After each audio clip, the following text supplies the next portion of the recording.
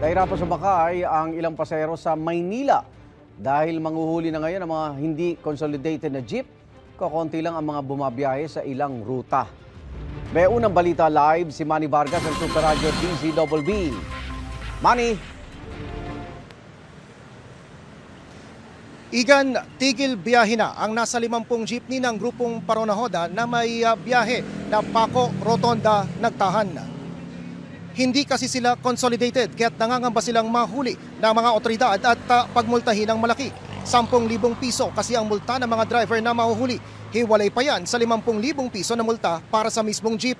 Kanina, inabutan pa natin ang 2 jeep na bumiyahe pero pinigilan sila na mga kapwa nila driver sa takot na sila ay abutan.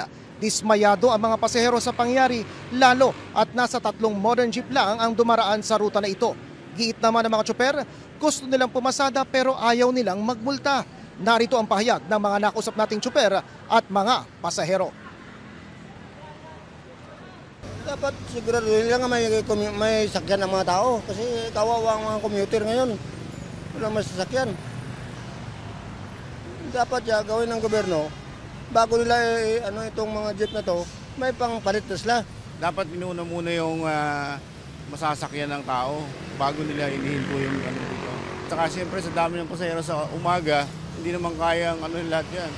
Isakay lahat ng ibang biyahe. Paano kami babiyahe kung huling kami ng LTFRB? Biyahing-biyahe kami, tutusin lang. Kasi mga driver ko dito, puro may mga pamilya yung pinapakain. Kung huliin nila kami, dahil di kami consolidated.